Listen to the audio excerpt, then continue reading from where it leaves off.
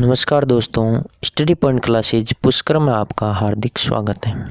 हम आपके लिए लेकर आए हैं हिंदी व्याकरण की बेहतरीन जानकारी, जो कि एग्ज़ाम की दृष्टि से आपके लिए अत्यंत ही महत्वपूर्ण साबित होगी। अगर आपको ये वीडियो पसंद आए तो हमारे चैनल को लाइक, शेयर एंड सब्सक्राइब करें तथा साथ ही बेल आइकन पर क्लिक करना ना भूलें, ताकि हमारे नए वीडियो के अपडेट्स आपको सबसे पहले मिल सकें। तो चलिए शुरू करते हैं आज का ये वीडियो। नमस्कार दोस्तों, स्टडी पॉइंट क्लासेज पुष्कर में आपका फिर से स्वागत है। आज हम पढ़ेंगे विशेषण के भेद और इनके बारे में विस्तार से चर्चा करेंगे। चलिए शुरू करते हैं। देखिए, विशेषण और विशेषण का जो पहला भेद है वो है आपके गुणवाचक विशेषण। दूसरा भेद परिमाणवाचक विशेषण और तीसरा है संख्यावाचक विशेषण और चौथा और लास्ट भेद है सार्वनामिक विशेषण, जिसको हम संकेतवाचक या निर्देशवाचक विशेषण भी कहते हैं। तो विशेषण के चार भेद हैं: गुणवाचक विशेषण, परिमाणवाचक विशेषण, संख्यावाचक विशेषण और सार्वनामिक विशेषण, जिसको संकेतवाचक तथा निर्देशवाचक विशेषण भी कहते हैं। तो सबसे पहले हम गुणवाचक विशेषण के बारे में चर्चा करेंगे। तो हम देखेंगे विशेषण का पहला प्रकार गुणवाचक विशेषण। और गुणवाचक विशेषण की क्या परिभाषा है? देखिए परिभाषा: जो विशेषण अपने विशेष्य के गुणों की विशेषता का बोध कराते हैं गुणवाचक विशेषण कहलाते हैं। तो यहाँ हम देख रहे हैं कि दो मुख्य चीज़ें हैं। एक तो विशेषण है यानी जो विशेषता बताने वाला, दूसरा है विशेष्य जिसकी विशेषता बताई जाती। ये विशेषण में मूल रूप से आते हैं विशेषण और विशेष्य विशेषण के अभिन्न अंग हैं। लेकिन जब वो दोनों के बीच या दोनों मिलकर के किसी के गुणों की चर्चा करते हैं, यानी कि विशेष्य के गुणों की विशेषता विशेषण के द्वारा बताई जाती है, तो उसे हम गुणवाचक विशेषण कहते हैं। तो गुणवाचक विशेषण कहलाते हैं। यहाँ गुण शब्द का अर्थ केवल अच्छा ही नहीं है, बल्कि गुण, दोष, आकार, प्रकार, रंग, रूप, अवस्था, स्थिति, देश, काल, स्वाद, गंध सभी माने जाते हैं। तो यहाँ जो गुण शब्द है, गुण शब्द के अंतर्गत गुण, दोष, आकार, प्रकार, रंग, रूप, अवस्था, स्थिति, देश, काल, स्वाद, गंध सभी चीज़ें आती हैं। इन सब को गुण के अंतर्गत माना गया है। तो अब देखेंगे दूसरी परिभाषा क्या है। दूसरी परिभाषा इस तरह से दे सकते हैं कि जो विशेषण विशेष्य के यानी कि संज्ञा या सर्वनाम के गुण, दोष, रूप, रंग, आकार, काल, दशा, स्थिति आदि की विशेषता का बोध कराता है, उसे गुणवाचक विशेषण कहते हैं।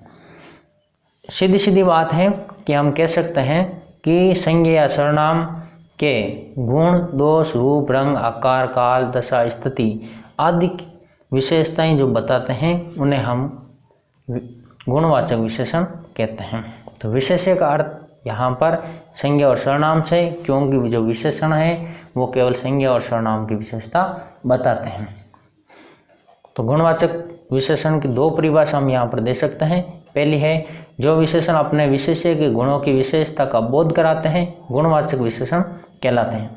दूसरी परिभाषा है कि जो विशेषण विशेष्य के संज्ञा या सर्वनाम के गुण, दोष, रूप, रंग, आकार, काल, दशा, स्थिति आदि की विशेषता का बोध कराते हैं, उसे गुणवाचक विशेषण कहते हैं। जैसे कि गुण कौन कौन से हैं? तो गुण के अंदर अच्छा, सुंदर, सीधा, सरल, परिश्रमी, ईमानदार, सच्चा, उचित, सही, बुद्धिमान, योग्य, पवित्र, उदार, दयालु, दानी आदि शब्द आते हैं। दोष के अंतर्गत बेईमान, बुरा, झूठा, कृपण, अयोग्य, आलसी, दुष्ट, पापी, कठोर, कुटिल, क्रोधी आदि शब्दों को रखा गया। तो यहाँ हम देख रहे हैं गुण का अंतर्गत ये सभी गुण हैं और दोष का अंतर्गत जो ये वर्णित किए गए ये दोष हैं। आलस्य भी मनुष्य के अंदर एक दोष है। अयोग्यता, कृपणता, बुराई, झूठा, बेईमान ये सभी दोषों के नाम हैं। इस तरह से गुणों में ये सभी गुण हैं। अच्छा, सुंदर, सीधा, सरल, परिश्रमी, ईमानदार, सच्चा, उचित, सही, बुद्धिमान, योग्य, पवित्र, उदार, दयालु, दानी, ये सभी मनुष्य के गुण हैं जिससे मनुष्य प्रगति करता है और जिससे मनुष्य की अवनति होती है, वो सभी दोष हैं। फिर है आकार प्रकार। आकार प्रकार के अंतर्गत हम देखेंगे लंबा, चौड़ा, गोल, छोटा, बड़ा, ऊंचा, तिकोना, चौकोर, चौरस, पतला, मोटा, आयताकार, टेढ़ा, चपटा, ये सभी आकार प्रकारों का नाम है। ये भी आपके गुण के अंतर्गत आते हैं कि कोई कितना लंबा है, कोई कितना चौड़ा है, आकृति कैसी, उसकी गोल है या फिर चौकोर है, या फिर वो छोटा है या फिर बड़ा है, ऊंचा है या फिर उसके 3 कोने हैं या फिर 4 कोने, इसका आधार पर तिकोना, चौकोर, चौरस ये आते हैं। फिर उसकी स्थिति में देखते हैं अपन, वो पतला है, मोटा है, आयताकार है, टेढ़ा है, चपटा, ये सभी आकार प्रकार का बोध करवाते हैं। ये जो सभी शब्द हैं उससे हमें किसी वस्तु के या व्यक्ति के आकार प्रकार का बोध होता है। इस तरह से रंग रूप के गुण बताते हैं। जैसे कोई व्यक्ति काला है या कोई वस्तु है वो पीली है, नीली है, लाल है, हरा है, सांवला है, व्यक्ति सांवला भी होता है, गोरा चिट्टा भी होता है, काला भी होता है। उस तरह से जितने भी व्यक्तियों और वस्तुओं के जो नाम है उन सब का कोई न कोई रंग होता है और उन रंगों का बोध कराने वाले शब्दों को रंगों के अंतर्गत रखा गया है, जो कि रंगों की विशेषता बताते हैं। जैसे काला, पीला, नीला, लाल, हरा, सांवला, गुलाबी, मेला, गोरा, भूरा, चमकीला, गहुआ आदि, ये सभी रंगों का बोध कराने वाले हैं, रंगों के द्वारा विशेषता बताते हैं। इस तरह से स्वाद बोधक, स्वाद का बोध कराने वाले शब्द हैं मीठा, जैसे आम मीठा है, खट्टा, अंगूर खट्टे हैं, कड़वा, मधुर, नमकीन, तिक्त, कसेला, तीखा। तो यहाँ पर ये सभी स्वाद का बोध करवाते हैं, स्वाद के गुणों का बोध करवाते हैं। इसलिए इन शब्दों के द्वारा जब विशेषता बताई जाती है तब गुणवाचक विशेषण होता है। अगला है स्पर्श। स्पर्श में खुरदरा, जिसको हम छू करके देखते हैं, जिसका हम अनुभव करते हैं, नरम, कठोर, स्निग्ध, कोमल, चिकना आदि। तो जिसको हम स्पर्श करके देखते हैं और उस स्पर्श से जो जो बोध होता है उन नामों को हम स्पर्श के अंतर्गत रख रहे हैं। ये भी गुणों के ही नाम हैं। इसी तरह से दिशाओं के नाम, जैसे पूर्वी, पश्चिमी, उत्तरी, दक्षिणी, पश्चिमोत्तरी, पाश्चात्य, भीतरी, बाहरी, ये सभी आपके स्थान की दिशाओं की विशेषता बता रहे हैं कि पूर्वी दरवाज़ा या पश्चिमी दरवाज़ा, उत्तरी दरवाज़ा। तो ये सभी जो दिशा बोधक नाम हैं, जब ये किसी संज्ञा के पूर्व लगते हैं और उसकी विशेषता के रूप में प्रयुक्त होते हैं तो हम इनको भी विशेषण मानते हैं। अगला है गंध बोधक, जिससे हमें गंध का अनुभव होता हो। जैसे गंध दुर्गंधपूर्ण, सुगंधित, सुवासित, बदबूदार, खुशबूदार, गंधहीन, सौंधा आदि सभी गंध बोधक शब्द हैं। आयु, आयु बोधक, आयु का ज्ञान कराने वाले, आयु की विशेषता बताने वाले, जैसे बुढ़ा, युवा, अधेड़, तरुण, प्रौढ़ आदि शब्दों का हम आयु बोधक शब्दों के रूप में प्रयोग करते हैं, जो कि गुणवाचक विशेषण का ही एक भेद है। फिर है दशा। दशा के अंतर्गत स्वस्थ, रोगी, बीमार, पतला, गाढ़ा, दुर्बल, मोटा, पक्का, गीला, सूखा, दृढ़ आदि दशा के अंतर्गत रखे जाते हैं। अवस्था में ठोस, द्रव्य, तरल, रस, गैस आदि अवस्थाओं के अंदर रखा गया है। फिर है स्थिति में पुराना, नया, फटा हुआ, धनवान, बाहरी, ऊपरी, कमजोर, दरिद्र, गरीब आदि जो शब्द है वो आपके स्थिति बोधक शब्दों के अंतर्गत रखे गए हैं। फिर है काल। काल का ज्ञान कराने वाले या काल संबंधी विशेषता बताने वाले जो शब्द हैं वो है प्राचीन, भावी, आगामी, आधुनिक, पुराना, ताज़ा, बासी, ऐतिहासिक। ये सभी आपके कालबोधक शब्द हैं जो कि गुणवाचक विशेषण के अंतर्गत आते हैं। इस तरह से स्थानवाचक में देखिए ग्रामीण, यानी कि कोई व्यक्ति गांव का है या फिर शहर का, उसका आधार पर ये ग्रामीण, शहरी, भारतीय, चीनी, जापानी, बनारसी, देसी, विदेशी, बाहरी, ऊंचा, नीचा आदि जो शब्द हैं वो स्थानवाचक शब्द हैं, और ये स्थानवाचक शब्द किसी व्यक्ति या वस्तु की विशेषता बताते हैं, तो ये आपके गुणवाचक विशेषण के अंतर्गत आते हैं। फिर है ध्वनि। ध्वनि के द्वारा विशेषता कि मंद, तीव्र, मधुर, कर्कश आदि ये ध्वनि की विशेषताएं हैं, ध्वनि सूचक शब्द हैं। ये जो सभी शब्द हमने पढ़े हैं ये सभी गुणवाचक विशेषण के भेद हैं। तो गुणों की इस तरह से इतने प्रकार के शब्दों से विशेषता बताई जाती है, तो इतने प्रकार के शब्दों को हम गुणवाचक विशेषण का अंतर्गत रखते हैं। अब इनका उदाहरण देखते हैं। देखिए, वह अच्छा अध्यापक है, तो यहाँ पर जो अच्छा शब्द है वो गुणबोधक है।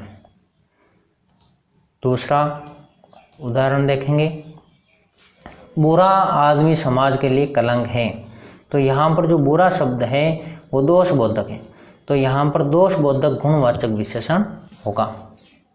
तो यहाँ पर गुणवाचक विशेषण के इनको भेद के रूप में हम पढ़ सकते हैं। फिर है मसूरी का दृश्य मनोहर है, तो यहाँ पर मनोहर मन को हरने वाला होता है, तो यहाँ पर रूप का ज्ञान करवा रहा है। तो ये जो मनोहर शब्द है वो रूप बोधक गुणवाचक विशेषण है।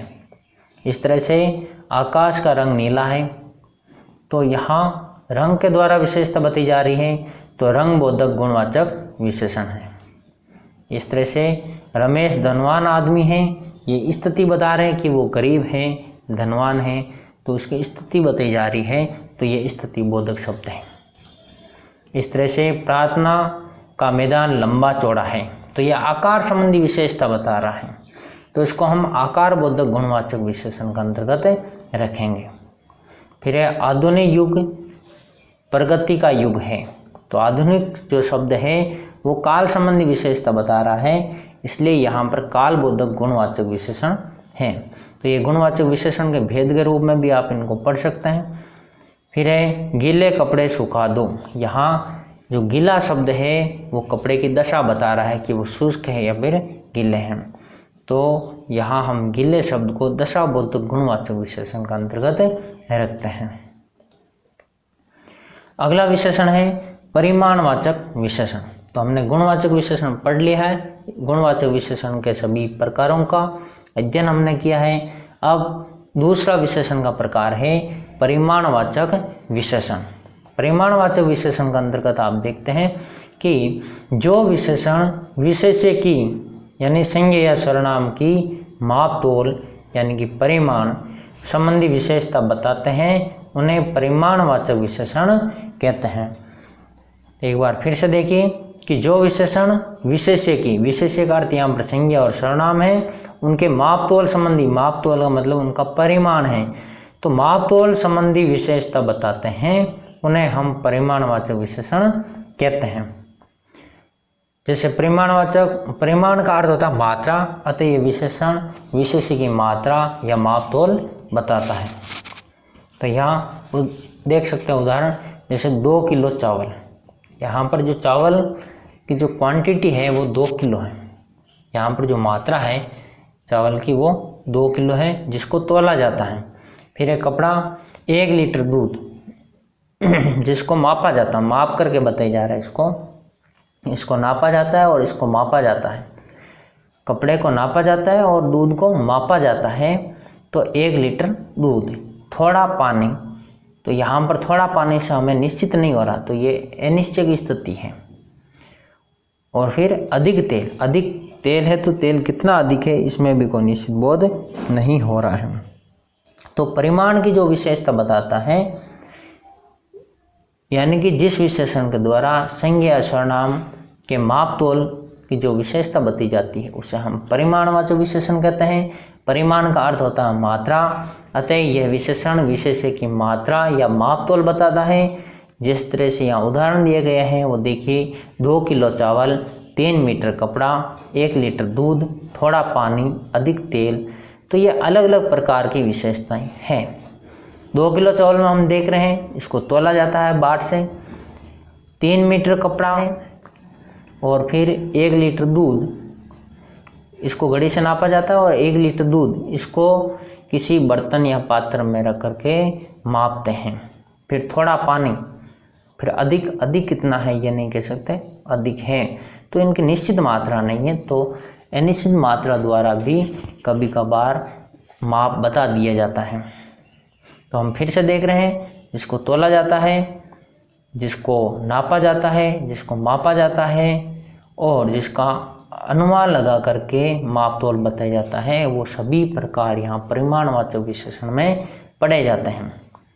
जैसे विशेष देखिए, इसमें विशेष्य प्राय द्रव्यवाचक संज्ञा होती है और वे एक वचन में होती है। तो इसकी एक विशेषता यहाँ पर ध्यान रखिए, जो द्रव्यवाचक संज्ञा है और वो एक वचन में होती है। इस जो द्रव्यवाचक हो और एक वचन में हो, उन संज्ञाओं हम परिमाणवाचक विशेषण में रखते हैं। जैसे परिमाणवाचक विशेषण के 2 भेद होते हैं, जैसे हमने यहाँ पर उदाहरण पढ़े हैं, उन उदाहरणों पर अगर गौर करें तो इनको हम 2 भागों में बांट सकते हैं। पहला है निश्चित परिमाणवाचक और दूसरा है अनिश्चित परिमाणवाचक। एक तो वो जो निश्चित परिमाण बता रहे हैं, जैसे 2 किलो चावल, 3 मीटर कपड़ा, 1 लीटर दूध, और दूसरा है अनिश्चित परिमाण, जैसे थोड़ा पानी, अधिक तेल। तो हम कह सकते हैं परिमाणवाचक विशेषण के 2 प्रकार होते हैं, पहला निश्चित परिमाणवाचक और दूसरा अनिश्चित परिमाणवाचक विशेषण। तो देखेंगे सबसे पहले निश्चित परिमाणवाचक विशेषण। तो निश्चित परिमाणवाचक विशेषण किसे कहते हैं? परिमाणवाचक विशेषण की परिभाषा देख रहे हैं कि जो विशेषण संज्ञा या सर्वनाम के निश्चित परिमाण का बोध कराते हैं उन्हें निश्चित परिमाणवाचक विशेषण कहते हैं। जैसे 2 लीटर चीनी, 4 मीटर कपड़ा, 10 ग्राम सोना, 2 किलो चांदी, 1 तोला सोना, 2 किलो मिठाई, 1 क्विंटल गेहूँ, 2 टन लकड़ी, 1 घड़ा पानी आदि सभी शब्दों के द्वारा निश्चित परिमाण बताया जा रहा है, इसलिए इनको हम निश्चित परिमाणवाचक विशेषण का अंतर्गत रख सकते हैं। उदाहरण देखेंगे, जैसे मोहन हमेशा आधा लीटर दूध पीता है। जो मोहन है वो हमेशा ही आधा लीटर दूध पीता है। तो यहाँ पर जो परिमाण है कि जो मोहन जो दूध पीता है वो कितना है, वो है आधा लीटर, जिसको मापा जाता है। माप कर हम बता सकते हैं निश्चित परिमाण है कि आधा लीटर दूध ही पीता है।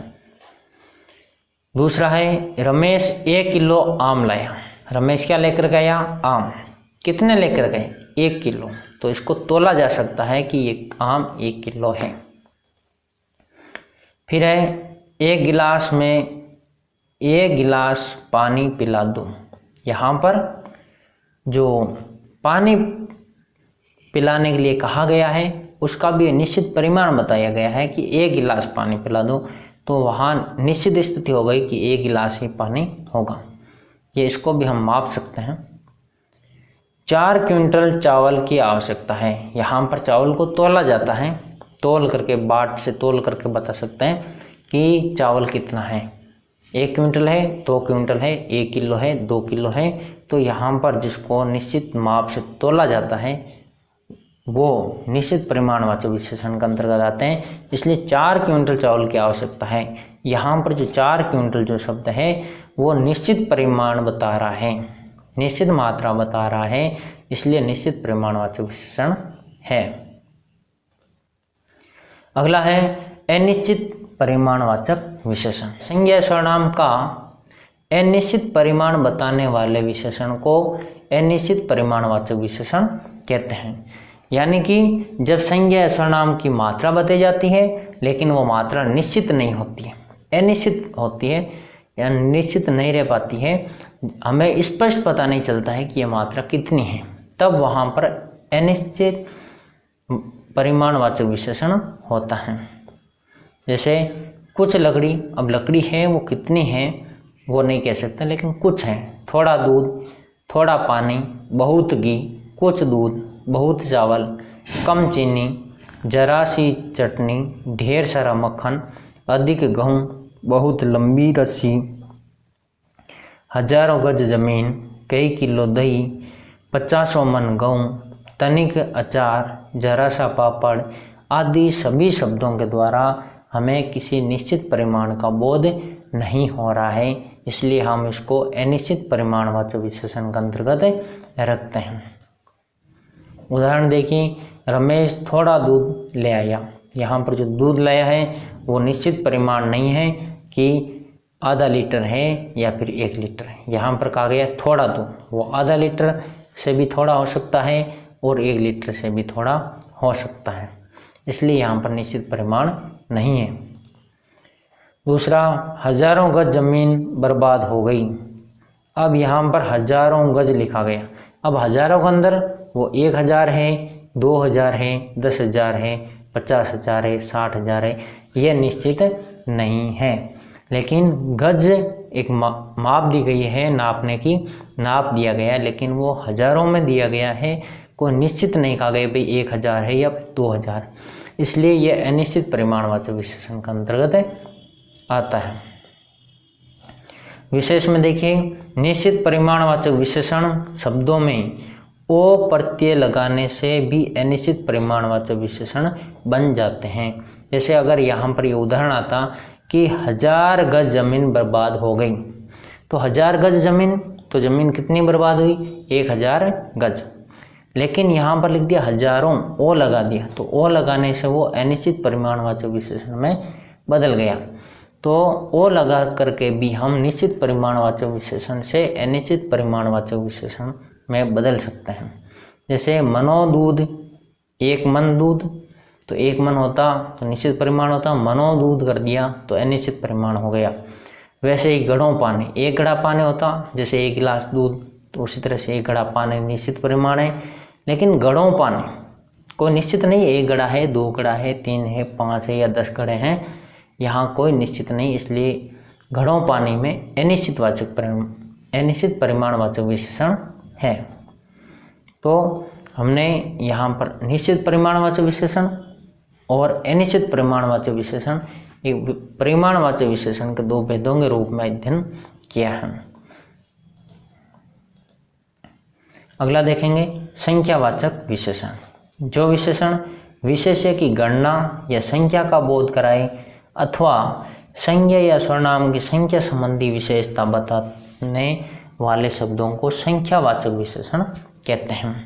संख्यावाचक विशेषण किसे कहेंगे?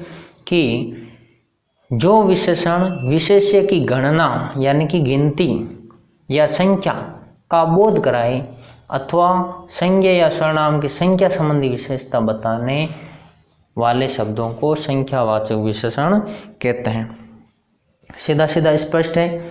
आप एक चीज़ याद रखिए, जो हमें संख्या के द्वारा विशेषता बताई जाती है वो संख्यावाचक विशेषण के अंतर्गत आते हैं। अब जितने भी संख्या हैं वो सभी आपके संख्यावाचक विशेषण के अंतर्गत आती हैं।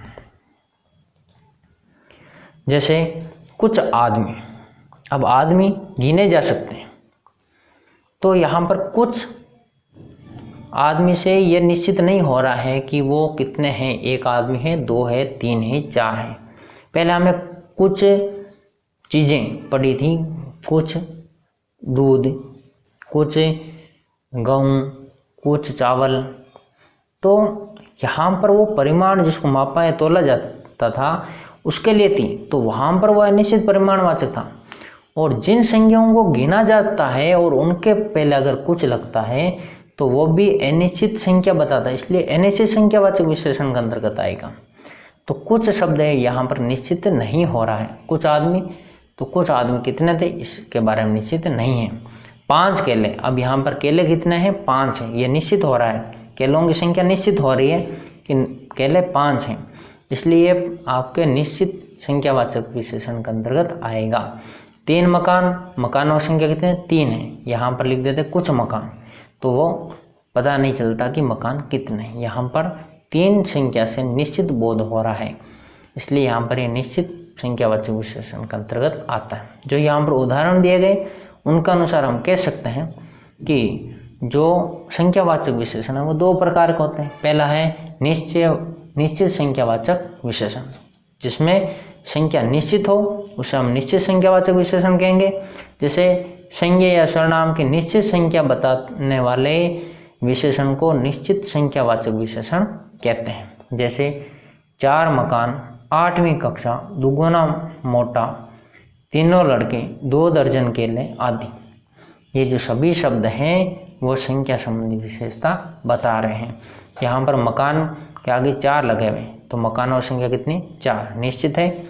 कक्षा कौन सी? 8वीं कक्षा है। फिर मोटा कितना? दुगुना है, 2 गुना गुणात्मक बोध हो रहा है यहाँ पर। 8वीं श्रेणी का बोध हो रहा है। मकान 4 मकान है, यहाँ पर संख्याओं का बोध हो रहा है। तीनों लड़के, 2 दर्जन केले, इन सभी शब्दों से हमें निश्चित संख्या का बोध हो रहा है, इसलिए यहाँ पर निश्चित संख्यावाचक विशेषण है। निश्चित संख्यावाचक विशेषण के भी कई भेद होते हैं। निश्चित संख्यावाचक विशेषण को भी हम अलग अलग भेदों में बांट सकते हैं, उनके अलग अलग भेद होते हैं।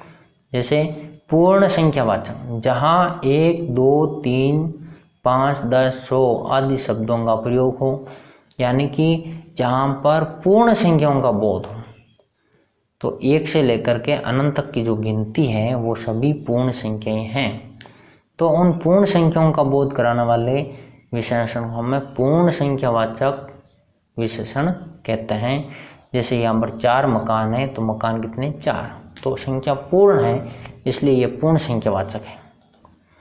इस तरह से अपूर्ण संख्यावाचक, जिसमें पूर्ण न हो संख्या, या तो किसी संख्या से कुछ अधिक हो या फिर किसी संख्या से कुछ कम हो, तो वह अपूर्ण संख्या होगा। जैसे अपूर्ण संख्या का बोध कराने वाले शब्द अपूर्ण संख्यावाचक कहे जाते हैं।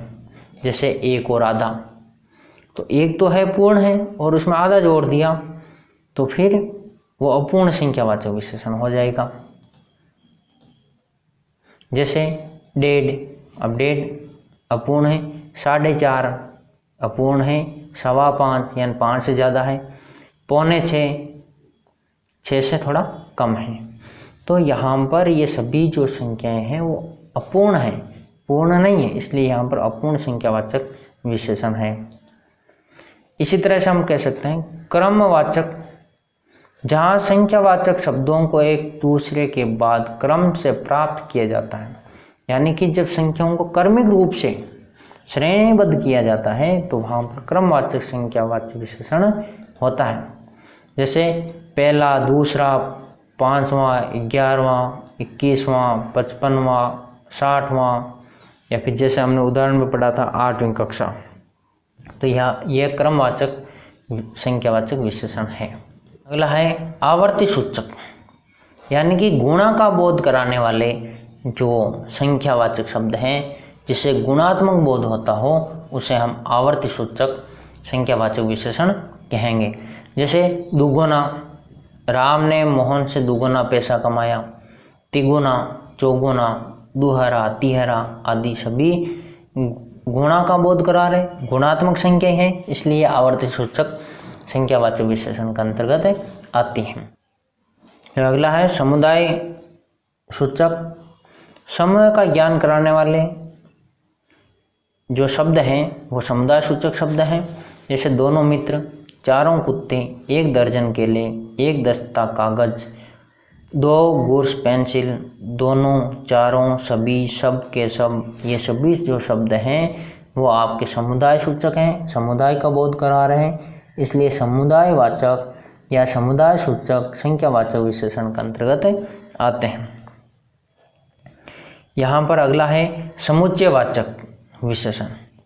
समुच्चयवाचक में शतक, सैकड़ा, 25,000, जोड़ा, ये एक समुच्चय का बोध करवा रहे हैं। जैसे 25, 50, 75, 100 समुच्चय है 25-25 का। 1 दर्जन हो गया 12 का, शतक 100 का, सैकड़ा। तो ये जो सभी शब्द है वो समुच्चय का बोध करवा रहे हैं। फिर है प्रत्येक सूचक, समूह में से प्रत्येक यानी हर एक का बोध कराने वाले जो शब्द हैं वो प्रत्येक सूचक हैं।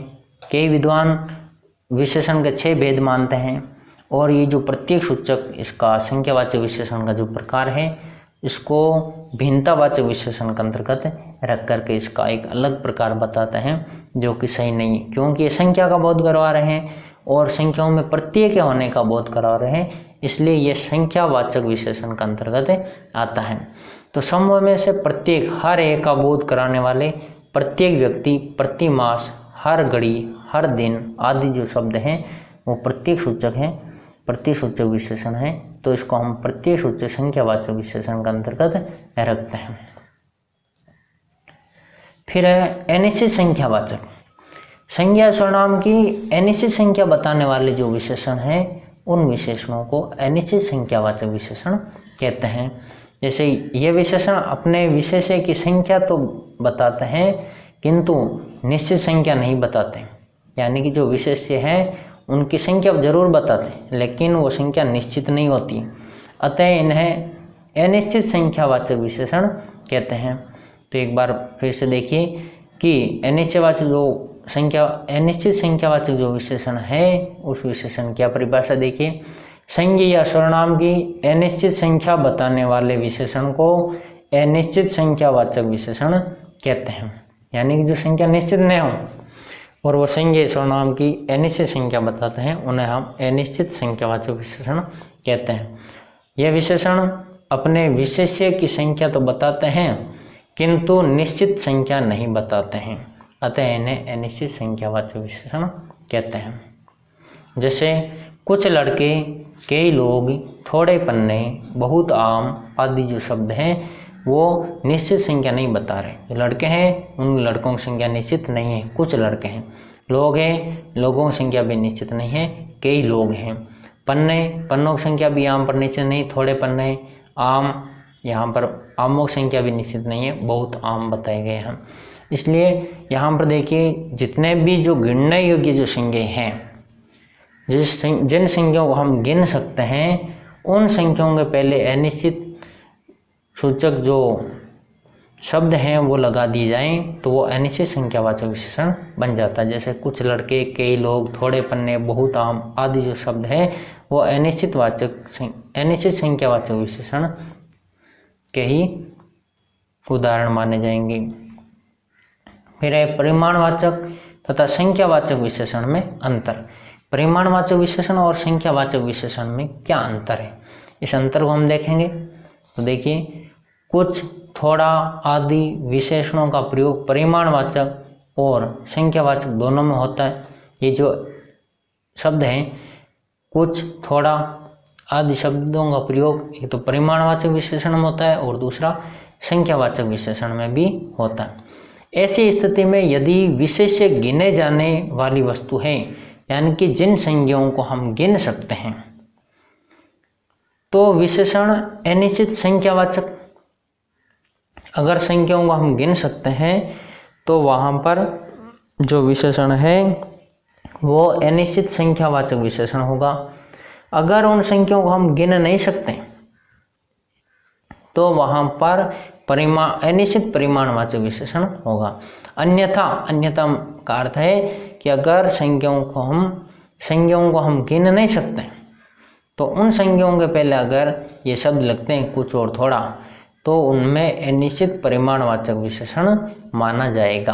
तो यहाँ पर आपको अंतर स्पष्ट समझ में आ गया होगा कि जिन संज्ञाओं को हम गिन सकते हैं, जिन विशेषों को हम गिन सकते हैं, उनके आगे अगर कुछ और थोड़ा लगाया हुआ है तो वो आपके अनिश्चित संख्यावाचक विशेषण के अंतर्गत आएंगे। और जिन संज्ञाओं को या फिर कह सकते हैं जिन विशेष्य को हम गिन नहीं सकते, उनके आगे अगर कुछ और थोड़ा लगाया जाए तो वो आपके अनिश्चित परिमाणवाचक विशेषण के अंतर्गत आएंगे। जैसे थोड़ा, सब्जी में थोड़ा सा नमक डालिए, यहाँ पर जो थोड़ा शब्द है वो आपके नमक के आगे आया हुआ। अब नमक को हम गिन नहीं सकते कि वो 1 नमक है, 2 नमक, 3 नमक, तो यहाँ पर नमक को केवल तोला जाता है, तो यहाँ अनिश्चित परिमाणवाचक विशेषण होगा। दूसरा है वो थोड़ा शब्द लेंगे, मुझे थोड़े से रुपए चाहिए। यहाँ पर रुपए हैं जिनको गिन सकते हैं, 1, 2, 3, 4 ऐसे संख्याओं में गिन सकते हैं, और इनके आगे थोड़ा लगाया हुआ है तो ये अनिश्चित संख्यावाचक विशेषण है। इस तरह से कुछ कुछ मिठाई दीजिए, यहाँ पर कुछ कुछ जो मिठाई है, मिठाई को तोला जाता है, गिना नहीं जाता है, इसलिए परिमाणवाचक विशेषण अनिश्चित परिमाणवाचक विशेषण के अंतर्गत आएगा। और कुछ लोग सभा में उपस्थित थे, अब लोगों को गिन सकते हैं, माप या तोल नहीं सकते, केवल गिना जाता है लोगों को, और लोगों के आगे कुछ शब्द लगा हुआ है तो यहाँ पर जो कुछ है वो अनिश्चित संख्यावाचक विशेषण का उदाहरण है। अन्य उदाहरण देख रहे हैं, जैसे अनिश्चित परिमाणवाचक विशेषण, कुछ चावल, कुछ घी, बहुत पानी, अधिक गेहूं, थोड़ा दूध, थोड़ी चीनी, कम नमक। तो ये जो सभी शब्द है वो अनिश्चित परिमाणवाचक विशेषण के हैं, क्योंकि इनके आगे जो संज्ञाएं लगी हुई है, जो विशेष्य लगा हुआ है, वो आपके परिमाणवाचक हैं, परिमाण का बोध करवाता है, जिनको मापा या तोला जाता है, गिना नहीं जाता है, इसलिए यहाँ पर यह अनिश्चित परिमाणवाचक विशेषण है। जैसे दाल में कुछ नमक डाल दीजिए, तो दाल में कुछ नमक है, डाल दीजिए, तो यहाँ पर जो कुछ शब्द है वो आपके अनिश्चित परिमाणवाचक विशेषण का उदाहरण है। फिर है अनिश्चित संख्यावाचक विशेषण, कुछ लड़के, कुछ केले, कुछ मकान, कुछ लोग, अधिक बच्चे, कम लड़के, ये जो सभी शब्द हैं वो आपके अनिश्चित संख्यावाचक विशेषण हैं, क्योंकि इन शब्दों के पहले जो संज्ञा, इन शब्दों के आगे जो संज्ञाएं लगी हुई है उन संज्ञाओं को हम गिन सकते हैं, इसलिए ये सभी शब्द अनिश्चित संख्यावाचक विशेषण हैं। जैसे कुछ जो शब्द लगा हुआ है और ये अधिक जो शब्द लगा हुआ, बहुत शब्द लगा हुआ है, ये शब्द अनिश्चित संख्यावाचक विशेषण हैं। जैसे कुछ खिलाड़ी जयपुर से आए, यहाँ पर खिलाड़ी आए, कुछ आए, लेकिन खिलाड़ियों को निश्चित संख्या का बोध नहीं हो रहा, इसलिए यह अनिश्चित संख्यावाचक विशेषण है। तो यहाँ पर जो कुछ शब्द है वो अनिश्चित संख्यावाचक विशेषण के रूप में आया हुआ है।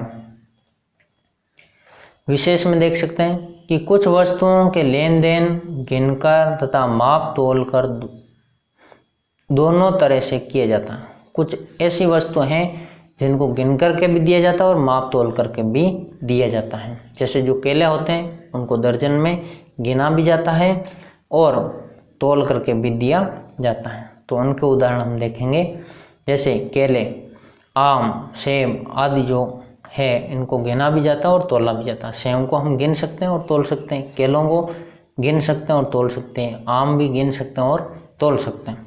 तो ये दोनों तरह की संख्या हैं जिनको तोल भी सकते हैं और गिन भी सकते हैं।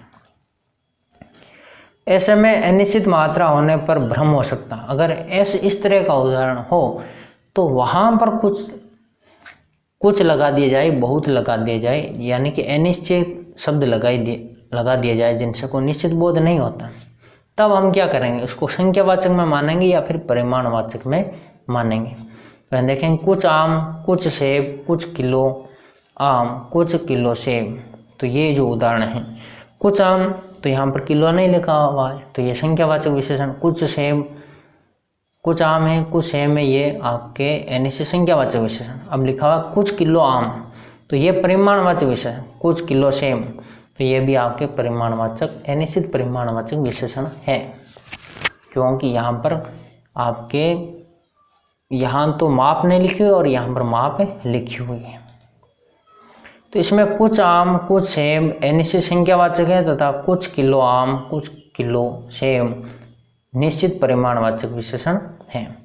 तो हम कह सकते हैं कि जिनके आगे कुछ माप लिखी हुई हो तो उनको हम अनिश्चित परिमाणवाचक विशेषण कहेंगे, और जिनके आगे कोई माप नहीं लिखी हुई है उनको हम अनिश्चित संख्यावाचक विशेषण कहेंगे।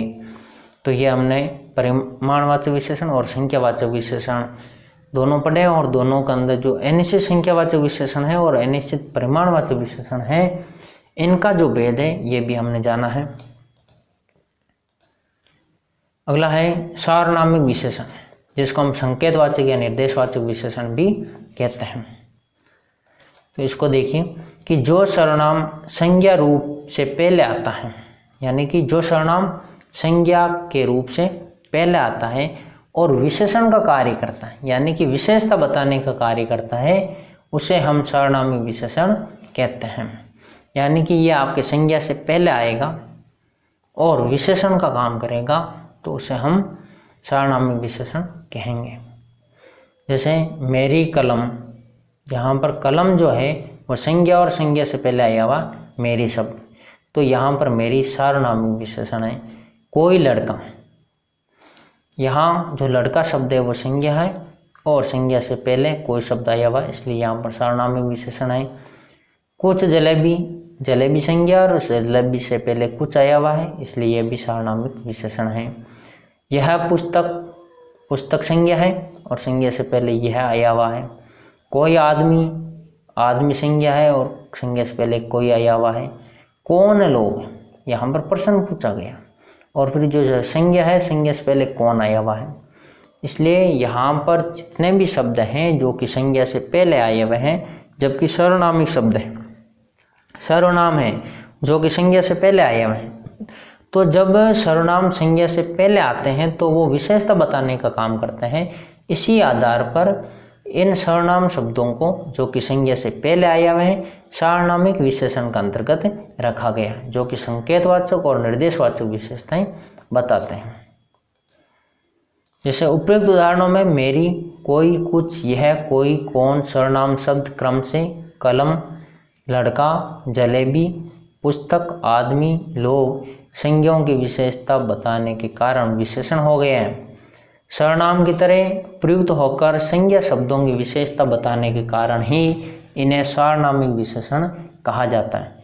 सर्वनाम की तरह प्रयुक्त हुए हैं लेकिन संज्ञा शब्दों की विशेषता बता रहे हैं, इसलिए इन्हें सार्वनामिक विशेषण कहा जाता है। क्योंकि सर्वनाम तो संज्ञा के स्थान पर प्रयुक्त होते हैं, अगर संज्ञा आएगी तो सर्वनाम नहीं होगा और सर्वनाम होगा तो संज्ञा नहीं होगी। और जहाँ पर सर्वनाम और संज्ञा दोनों हों तो वहाँ पर सर्वनाम विशेषण का कार्य करेगा, इसीलिए जो सर्वनाम है वह यहाँ पर सार्वनामिक विशेषण बन गया है। अन्य उदाहरण देखेंगे, जैसे यह पुस्तक किसकी है, यह जो है वो पुस्तक की विशेषता बता रहा है। कोई आदमी उसे घूर रहा है, तो यहाँ पर आदमी विशेषता कोई के द्वारा बताई जा रही है, इसलिए यहाँ पर यह और कोई सार्वनामिक विशेषण है। वह लड़का मेरा भाई है, यहाँ पर लड़का संज्ञा और लड़के से संज्ञा से पहले वह आया हुआ जो कि सर्वनाम है, तो यहाँ पर वह शब्द सार्वनामिक विशेषण हो गया है। अगला उदाहरण, कौन लोग आए थे, कौन लोग, कौन से प्रश्न किया जाता है और यहाँ पर संज्ञा से पहले कौन आने से अब ये कौन जो है वो विशेषता बताने के लिए प्रयुक्त हुआ है, इसलिए यहाँ पर सार्वनामिक विशेषण है। कुछ सर्वनाम अपने मूल रूप में विशेषण के रूप में प्रयुक्त होते हैं, कुछ जो सर्वनाम मूल रूप में भी आते हैं विशेषण रूप में प्रयुक्त होते हैं, जैसे यह, वह, वह आदि, ये मूल रूप से आने वाले सर्वनाम है जो विशेषण तरह कार्य करते हैं। किंतु कुछ सर्वनाम शब्द कुछ परिवर्तित होकर विशेषण के रूप में प्रयुक्त होते हैं, कुछ परिवर्तन होता है और फिर यह विशेषण रूप में आते हैं। जैसे यहाँ से, ऐसा, इतना, ये जो शब्द हैं वो परिवर्तित होकर के आए हैं। जैसे वह से, वैसे, वह और से मिलकर के बना, वैसे यह और से ऐसा और इतना बना है, वह और से वैसे और उतना बना हुआ है। कौन और से कैसा या कितना यह आया हुआ है, तो कैसा और कितना से भी आपके विशेषता बताई जाती है। अब देखेंगे सार्वनाम विशेषण 4 प्रकार के होते हैं। जो सार्वनामिक विशेषण है उनके कितने प्रकार है, 4 प्रकार है। पहला है निश्चयवाचक, तो इससे निश्चितता का बोध होता है, जैसे वह छात्र, यह कुर्सी, वह खिलाड़ी, यह, वह, इस, उस, जो कि निश्चयवाचक सर्वनाम से बने हुए हैं। तो जब निश्चयवाचक सर्वनामों का प्रयोग विशेषता बताने के लिए किया जाता है तो उनको हम निश्चयवाचक सार्वनामिक विशेषण कहते हैं। जैसे यह मकान छोटा है, तो यह जो शब्द है वो मकान से पहले आया हुआ है, इसलिए यहाँ पर सार्वनामिक विशेषण है। उस पुस्तक को यहाँ ले आइए, जो पुस्तक संज्ञा शब्द है और पुस्तक से पहले उस आया हुआ है, इसलिए उस जो शब्द है वो सार्वनामिक विशेषण है। इस तरह से अनिश्चयवाचक, कोई कुछ जो शब्द है वो अनिश्चय का बोध करवाते हैं, जिसे निश्चित बोध नहीं होता है, लेकिन जब ये संज्ञाओं से पहले आते हैं तो यहाँ पर इनको अनिश्चयवाचक सार्वनामिक विशेषण कहते हैं। जैसे कोई स्त्री, कुछ व्यक्ति, कुछ दूध, ये जो शब्द हैं यह अनिश्चय सार्वनामिक विशेषण है। जैसे कोई स्त्री रो रही है, यहाँ पर स्त्री जो संज्ञा से पहले कोई आया हुआ, इसलिए कोई सार्वनामिक विशेषण है। कोई आदमी आया है, तो यहाँ पर जो कोई शब्द है वो भी सार्वनामिक विशेषण है। फिर है प्रश्नवाचक, कौन लड़का। अब यहाँ पर जो प्रश्नवाचक जो सर्वनाम है जब वो संज्ञाओं से पहले आते हैं तो वो सार्वनामिक विशेषण का कार्य करते हैं। जैसे कौन लड़का, क्या काम, कौन सी फिल्म, तुम्हें कैसा लड़का चाहिए। ये जो कैसा शब्द कौन, क्या और कैसा आया हुआ है, तो इन सर्वनामों को हम सार्वनामिक विशेषण कहेंगे, क्योंकि ये जो सर्वनाम है वो संज्ञा से पहले आया हुआ है। लड़का संज्ञा है और इस संज्ञा से पहले कौन आया हुआ है। काम संज्ञा है और इसके पहले क्या आया हुआ है। फिल्म, कौन सी शब्द आया हुआ है, फिल्म का आगे फिल्म संज्ञा और इसके आगे कौन से शब्द सर्वनाम है, तो इनको हम सार्वनामिक विशेषण कहेंगे। फिर है संबंधवाचक, जो लड़का, उनकी साड़ी, आपके पिताजी, जिसका सामान, तुम्हारा कोट, ये सभी आपके संबंधवाचक सार्वनामिक विशेषण जो कि संबंध बताता है कि जो लड़का, उनकी साड़ी, आपके पिताजी, जिसका सामान, तुम्हारा कोट, ये सभी संबंध बताने वाले हैं। तो संबंधवाचक सर्वनाम जब संज्ञा से पहले आते हैं तो उनको संबंधवाचक सार्वनामिक विशेषण कहते हैं। उदाहरण देखेंगे, जो विद्यालय तुम्हारा था वह विद्यालय भी दूर है। तो यहाँ देखिए कि जो विद्यालय वो तुम्हारा था, तो विद्यालय से पहले जो आया हुआ है तो यहाँ पर ये संबंधवाचक है। विद्यालय के पहले वह आया हुआ, वह संबंधवाचक है, तो इनको हम सार्वनामिक विशेषण कहेंगे। जैसी करनी वैसी भरनी, तो यहाँ पर जैसे शब्द के द्वारा विशेषता बताई जा रही है, तो यहाँ जैसे सार्वनामिक विशेषण और वैसी में भी सार्वनामिक विशेषण है। देखेंगे सार्वनामिक विशेषण व सर्वनाम में अंतर। सर्वनाम और सार्वनामिक विशेषण में क्या अंतर है, तो सबसे पहले देखेंगे सर्वनाम में सार्वनामिक विशेषण में भ्रम होना स्वाभाविक है, क्योंकि दोनों के उदाहरण एक समान ही हैं, केवल उनके प्रयोग में अंतर है। जैसे यदि सार्वनामिक विशेषणों का प्रयोग संज्ञा शब्दों से पहले हो तो ये सार्वनामिक विशेषण कहलाते हैं। अगर संज्ञा शब्दों से पहले सर्वनामों का प्रयोग हो तो उन्हें हम सार्वनामिक विशेषण कहेंगे। यहाँ पर लिखा सार्वनामिक विशेषणों का प्रयोग संज्ञा शब्दों से पहले हो तो सार्वनामिक विशेषण कहेंगे। तो यही सार्वनामिक विशेषण का मतलब यहाँ पर सर्वनाम शब्द है, और यदि अकेले संज्ञा के स्थान पर प्रयुक्त हो तो सर्वनाम कहलाता है। अगर वो संज्ञा के स्थान पर आते हैं सर्वनाम तो उन्हें हम केवल सर्वनाम ही कहेंगे। जैसे सर्वनाम और सार्वनामिक विशेषणों को उदाहरण देखिए, यह मेरा खिलौना है। यहाँ पर यह शब्द आया हुआ और खिलौना यहाँ पहले नहीं है, संज्ञा नहीं। तो देखिए वह खिलौना मेरा है, तो यहाँ पर खिलौना से पहले वह आया हुआ है, इसलिए वह सार्वनामिक विशेषण है। जबकि यह से पहले खिलौना नहीं आया हुआ है, इसलिए यहाँ पर यह सर्वनाम है। उसने बच्चे को बचाया, उसने बच्चे को बचाया। उसने शब्द यहाँ पर संज्ञा के स्थान पर आया हुआ है, लेकिन यहाँ पर बच्चे से पहले अगर हम सर्वनाम को रखें तो हो जाएगा उस बच्चे को बचाओ। तो उस शब्द के द्वारा बच्चे की विशेषता बताई जा रही है, इसलिए यहाँ पर उस जो शब्द है वो सार्वनामिक विशेषण है। फिर दरवाजे पर कौन है, यहाँ पर कौन से प्रश्न पूछा जा रहा है, इसलिए यहाँ पर सर्वनाम है। लेकिन कौन आदमी आना चाहता है, तो यहाँ पर आदमी विशेषता कौन के द्वारा बताई जा रही है, इसलिए कौन सार्वनामिक विशेषण है। इस तरह से देखेंगे कोई आया है, कोई बच्चा नहीं बैठेगा, तो कोई यहाँ पर सर्वनाम है और कोई बच्चा यहाँ पर सर्वनामिक विशेषण है। यह तुम्हारी पुस्तक है, तो यह सर्वनाम है, यह पुस्तक नहीं है, यहाँ पर सर्वनामिक विशेषण है। खाने को कुछ दो, खाने को कुछ लड्डू दो, यहाँ पर कुछ शब्द की संज्ञा के स्थान पर आया हुआ है, इसलिए यहाँ पर सर्वनाम है। लेकिन यहाँ लड्डू से पहले कुछ आया हुआ जो कि लड्डू की विशेषता बता रहा है, इसलिए यहाँ पर सर्वनामिक विशेषण है। फिर बाहर कोई खड़ा है, यहाँ प्रश्न पूछा जा रहा, प्रश्न की जगह आया है अनिश्चित। बाहर कोई खड़ा है, इस वाक्य के अंदर यहाँ कोई आपके अनिश्चितता का बोधक है जो कि सर्वनाम की तरफ प्रयुक्त हुआ है। तो कोई बालक रो रहा है, तो यहाँ पर कोई विशेषता बताने के लिए आया है जो कि बालक की विशेषता बता रहा है, इसलिए कोई यहाँ पर सर्वनामिक विशेषण है। इस तरह से यह राम की पुस्तक है, तो यहाँ होगा यह पुस्तक राम की है, क्योंकि पुस्तक से पहले यह आया हुआ है। वह आशा का घर है, तो वह सर्वनाम है, और वह घर आशा का है, तो यहाँ पर यह सर्वनामिक विशेषण है।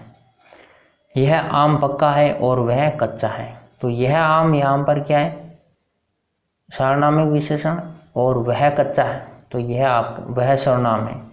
यह सर्वनामिक विशेषण और वह सर्वनाम है। इस तरह से उस घर में मेरी सहेली रहती है, उसने मुझे बुलाया, तो उस घर सर्वनामिक विशेषण और उसने यहाँ पर सर्वनाम है। तो उस घर में मेरी सहेली रहती है, तो घर की विशेषता उससे बताई जा रही है, इसलिए यहाँ पर उस शब्द में सर्वनामिक विशेषण है। और उसने मुझे बुलाया है, उसने किसी संज्ञा के स्थान पर आया हुआ है, इसलिए ये सर्वनाम है। तो यह आज हमने विशेषणों के 4 प्रकार पढ़े हैं। चारों प्रकारों का हमने विस्तार से वर्णन किया है, चारों प्रकारों के बारे में हमने विस्तार चर्चा की है। आगे हम विशेषणों का संज्ञा के रूप में प्रयोग पढ़ेंगे और विशेषणों से जुड़ी हुई अन्य जानकारी के बारे में अध्ययन करेंगे। तो आज के लिए इतना ही, बहुत बहुत धन्यवाद। श्री बालाजी कोचिंग सेंटर पुष्कर में आपका स्वागत है। हमारे चैनल को लाइक कीजिए, सब्सक्राइब कीजिए और अधिक जानकारी के लिए बेल आइकन पर